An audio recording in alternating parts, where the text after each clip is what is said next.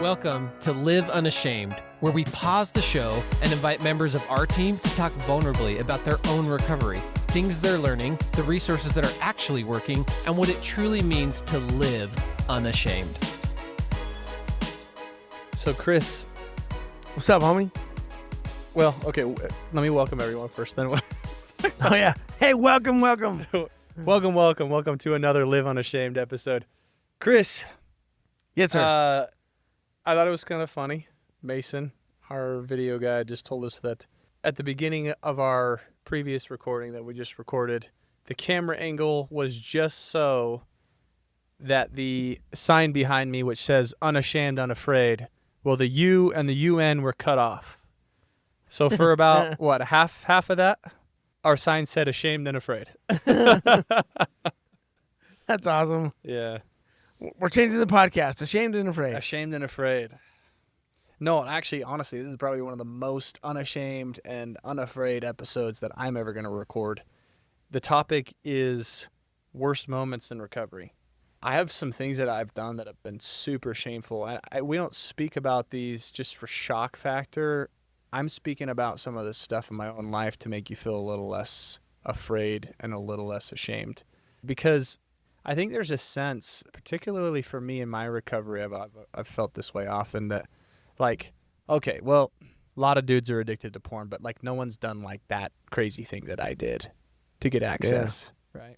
Or, you know, a lot of guys, like, we're all sexual people, but no one's like, you know, that was like a little weird, you know? And like in those moments, I have to start with curiosity and go back and just develop some self-compassion, because what it comes down to is I had some unmet needs and I was trying to survive in those moments. Yeah. As crazy as they were. So I'll go first and then you can share. Sure. I had I haven't told this to, boy, I don't tell this to people. But this really happened, and I still struggle with a ton of shame about this, because it was one of the most out of control moments of my life. When I was in college, it was my first semester. I was a freshman, and I had developed like all these systems. That was kind of back in the phase where I was like, well, if I can just stay far enough away from it, I'll be fine. I didn't know anything about recovery. Right. I didn't know. I was like, oh, I got to create systems in my life to structure things better and have better habits and know where to go when I'm triggered. I didn't know anything about trauma.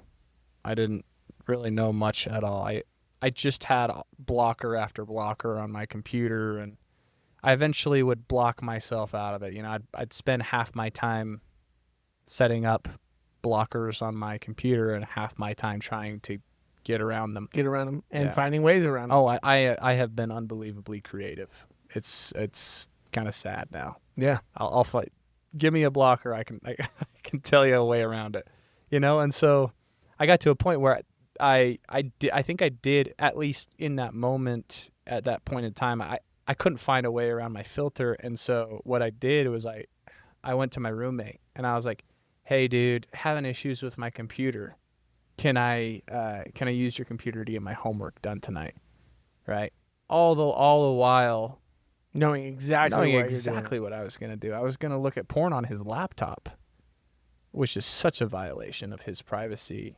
And I felt so bad about that. It felt like a real betrayal, especially because this guy, I mean, he was one of my buddies, and I had helped him in a really deep slump. He came over from Nigeria and was really struggling, almost didn't make it, and we had become friends because I had helped him do his homework. He hadn't been in school for like 10 years, and you know, so we had a really deep level of trust.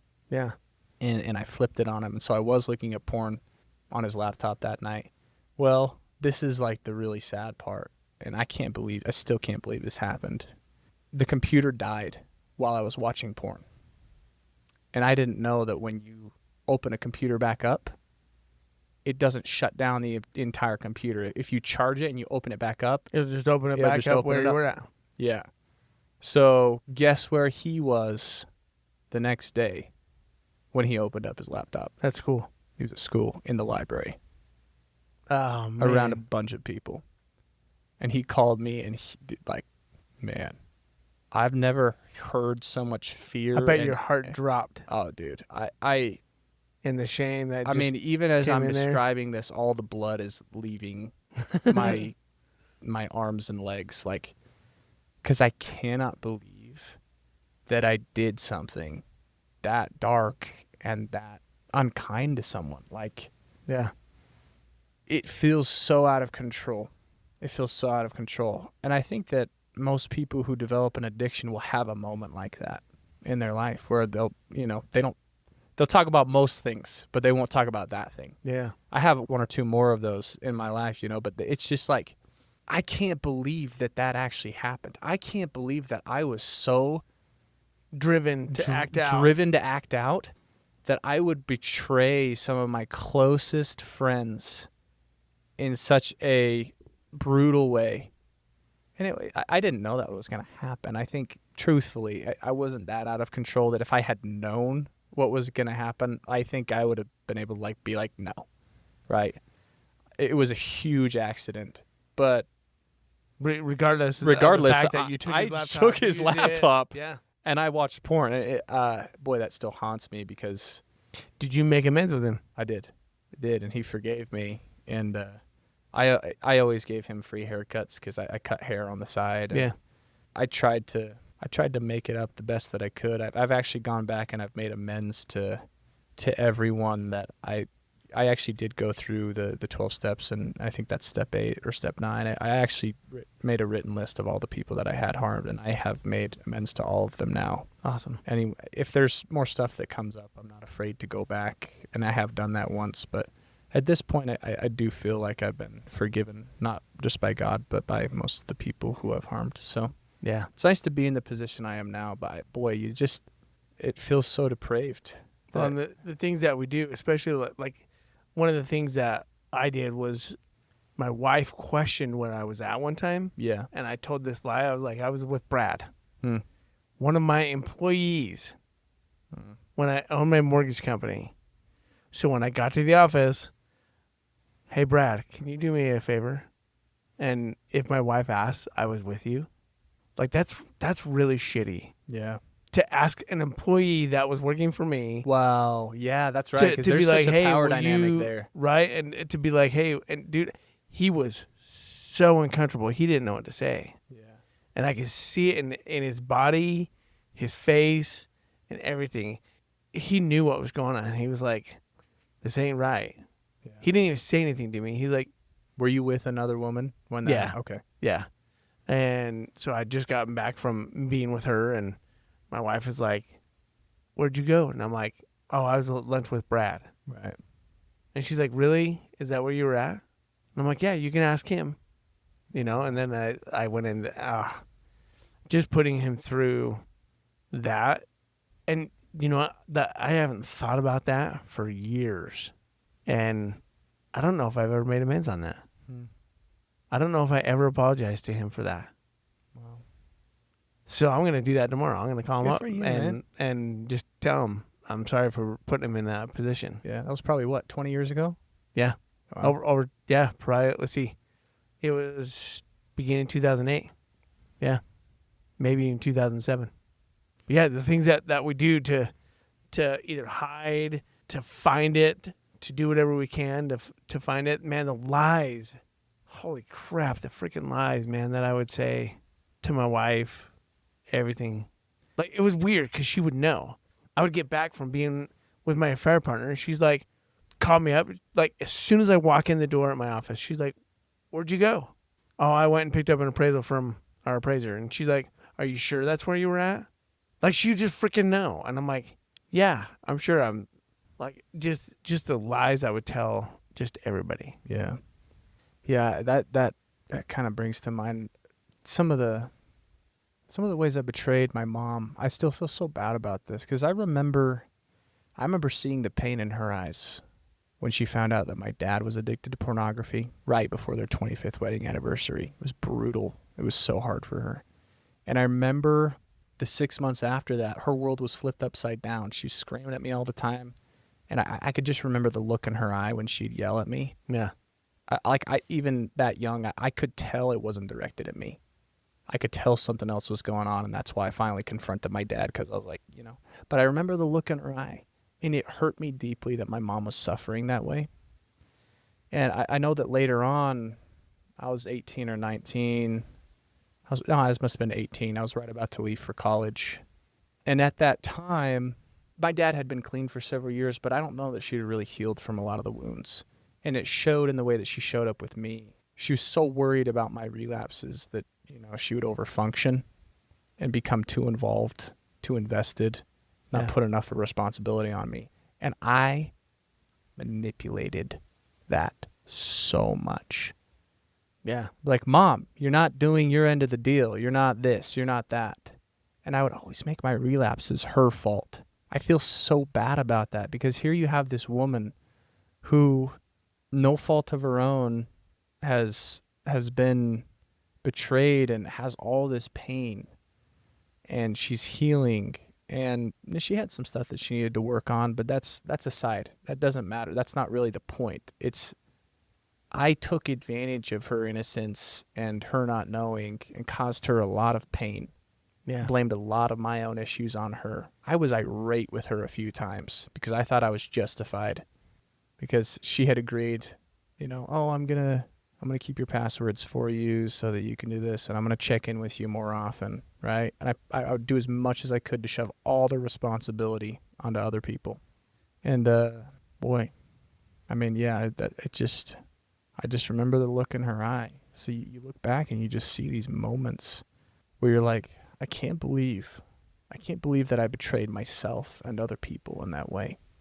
Yeah. I can't believe it got that severe that I was willing to bend and even break a lot of my deeply held values in order to just have one more relapse. Totally. Well, and that's what we do. Like, when we're in that stage, like, we don't want to get caught. We don't want to stop what we're doing. Yeah.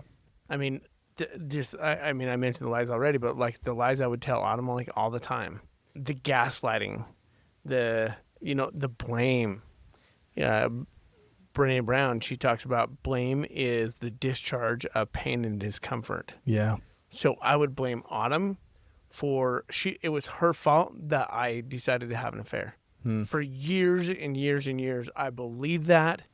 Even when I was in the beginning parts of like sobriety and I had a couple years of sobriety, I still believed that. Wow. Because I was like, well, if she had given me more sex, I never would have even thought of going here.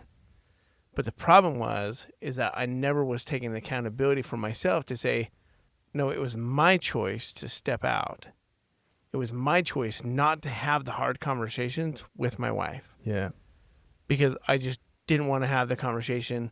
It was too hard. I was afraid of her reaction. I was afraid of what she would say.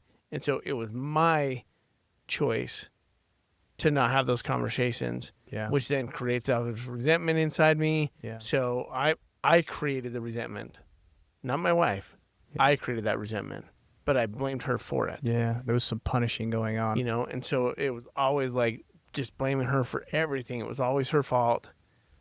She's the whole reason why I did that, And, man, I'm so glad that I see that differently now. Yeah. To see like, oh, I actually had a choice in all this. That's quite a big step. Guess what I do when I have when I need to have a hard conversation now? What? I have the freaking hard conversation. Yeah. And it sucks. And it sucks so bad. Yeah. And, we have hard conversations still. But we come through it because we're talking about it, we're communicating, and we're still loving on each other through those things. And that's what's super awesome about it. We do these things, first of all, like, why do we do these things, right? Why do we hide? Why do we lie? Well, I love what you said. It's the discharge. Say that again from Brene Brown. Blame is the discharge of pain and discomfort. And I would say that's probably the reason for a lot of the ways that we hurt people and that we wrap them into our addictions. Because we feel shame, and so we have pain and discomfort. So we're going to blame everything else. Yeah, which is, I love that point, because what happens so often is in this dynamic, we'll have tons of compassion for the people affected by the addiction. Yeah. But the person who needs the most compassion, or an equal measure of that compassion, is the person who's struggling. Because what they feel is a sense of being dirty, a sense of being a problem, a sense of being dangerous, a sense of being inherently flawed, and Unworthy, unlovable. unworthy. Like, I mean, you name it, Yeah. right? Totally. Right. And they hate themselves. Yeah. And I say we because I think it's a cultural thing. Mm-hmm. I think that it's difficult to just name that and be like, yeah, we don't have to say that those things are okay. But what we can do is we can have compassion on the pain that led that person to do what they did. We can have compassion on the unmet needs and the deep, deep darkness that they're experiencing. So, I mean, and I'll just speak from the eye. What changed things for me, one of the biggest moments in recovery, was when I took my 4-step inventory, 26 pages of all the darkest stuff in my life, and I read it out loud to my sponsor. I'm not so much on the 12 steps train anymore. I used it for what I felt like it was really useful for me. Yeah. But that right there, because I remember him saying this at the end of it. He said, "Wow, no wonder you got addicted to porn." When I told Empathy, him, yeah, right? yeah, It makes sense that you and went for this route. I seriously, I don't exaggerate at all on this. It was the first time in my whole life where I felt completely accepted by someone. And so a lot of things started to change from that moment on. That was like exactly 3 years ago. Well, that's why, in working with my clients, we have a shame disclosure. Mm. It isn't just the acting out sexually and all those things. Yeah. It is like, what do you feel shame about? Yes, and that's so, the key so piece, it's like, isn't it? No, like we're gonna go through it, like from a little kid to now, man. Like, what are the things that you feel shame about? Yeah. So that we can paint the story and be like, yeah, the reason why this is a huge reason why you're acting out. Like, look at your life. Like, when I got done doing my disclosure with my therapist years ago, many years ago, right? He looked at me and kind of the same thing. He looks at me and like, man, I totally get why you're in this place. And with the life that you've gone through, he's like, I'm surprised that you're not dead or hooked on drugs. He's like, I'm just blown away. This is a guy that had been doing it for over 30 years. And he's like, yeah, you've been through a lot, man. And just held that space for me. And I just sobbed. So those of you that are going through this, you know that you may be in your worst part of your recovery right now. Worst part of your addiction. And it's so hard. And you feel like you're lying all the time and you can't find the truth. Talk to somebody. Share your story. Share your heart with them. Someone that's safe to you. That can hold that space. And if you don't have someone, email Samurai and we can do it together. Like let's go. Yeah. What are you waiting for? We can hold that space with you. You can tell us all the things and we'll sit in the dark with you and just hold that space and hold your heart. I almost don't want to close it, because I'm just feeling the power of that. There's a lot of Jesus. I felt a lot of Jesus in that. We got a lot of meaning. Yeah. Here's our little Jesus sitting on the table with us. Guys, thanks for listening. It really is true, though. If you're struggling, you deserve compassion. Yeah. Some grace. Yeah. You deserve some grace. I deserve some grace. Chris deserves some grace. We all deserve some grace. Jesus thinks so anyways. So we can trust him in that. He loved you enough.